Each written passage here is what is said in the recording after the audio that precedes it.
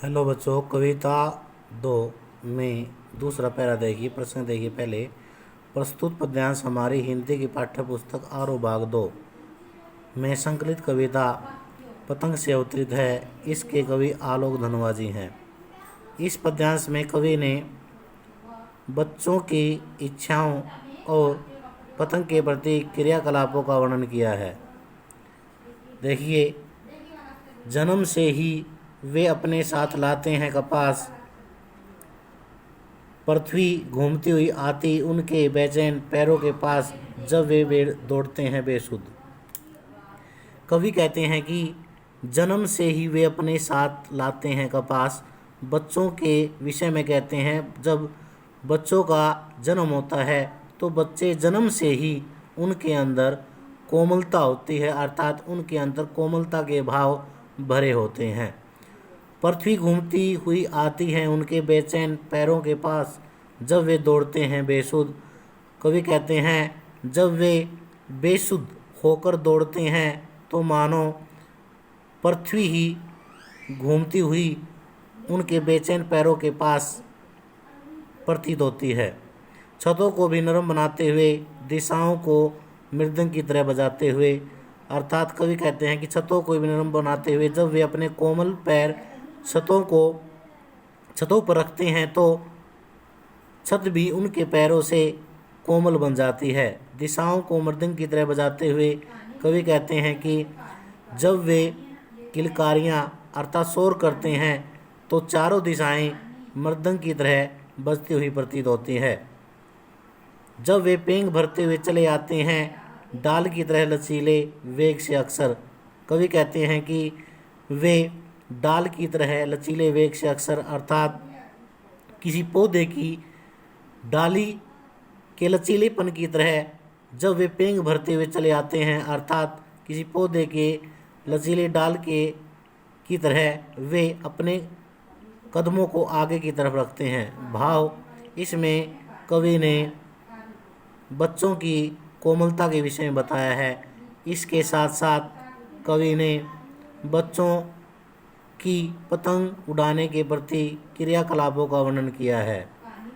शिल्प सौंदर्य, अनुप्रास अलंकार, इसके अलावा दिशाओं को मृदंग की तरह बजाते हुए इसमें उपमा अलंकार, और पृथ्वी घूमती हुई आती है बेसुध बेचैन, अर्थात पृथ्वी को मानव की तरह बताया गया है। इसमें मानवीय गण अलंकार है। खड़ी बोली का प्रयोग है। तत्सम तद्भव शब्दावली का प्रयोग है। मुक्तक छंद है। अभिधा शक्ति का प्रयोग है। भावपूर्ण शैली है। नेक्स्ट पैरा देखिए। छतों के खतरनाक किनारों तक उस समय गिरने से बचाता है उन्हें। कवि कहते हैं कि जब बच्चे पतंग उड़ाते हैं तो बच्चे छतों के खतरनाक किनारों तक, कि बच्चे जो छतों के जो किनारे होते हैं, अर्थात छतों के किनारों तक बच्चे पहुंच जाते हैं, उस समय गिरने से बचाता है उन्हें सिर्फ उनके ही रोमांचित शरीर का संगीत, अर्थात उस समय उनको गिरने से केवल बच्चों के अंदर उत्पन्न जो उमंग है, उमंग का जो भाव है, उनके शरीर से उत्पन्न उमंग का जो भाव है, केवल वही उनको गिरने से बचाता है। पतंगों की धड़कती ऊंचाइयां उन्हें थाम लेती है। पतंगों के साथ साथ वे भी उड़ रहे हैं। पतंगों की धड़कती ऊंचाइयां उन्हें थाम लेती है, अर्थात पतंगों को ऊंचाई तक देखकर कि पतंग बहुत ऊंचा उड़ गया है, इसी बात को लेकर बच्चे गिरने से बच जाते हैं, उनको वे थम जाते हैं। पतंगों के साथ साथ वे भी उड़ रहे हैं अपने रंध्रों के सहारे। रंध्रों का अर्थ छिद्र।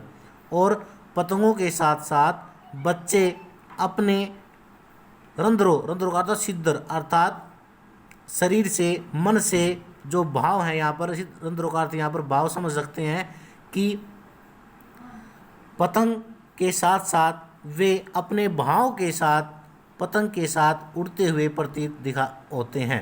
तो यहाँ पर कवि ने भाव सौंदर्य होगा, कवि ने यहाँ पर बच्चों का पतंग के प्रति क्रियाकलाप का वर्णन किया है और इसके साथ साथ शिल्प सौंदर्य, बच्चों की चेष्टाओं का संजीव वर्णन हुआ है। भाषा सरल सहज प्रभावमयी है। खड़ी बोली का प्रयोग है। अनुप्रास अलंकार का प्रयोग है। साथ साथ के अंदर पुनरुक्ति प्रकाश अलंकार है। भावपूर्ण शैली है। तो इनको अच्छी प्रकार से तैयार करना।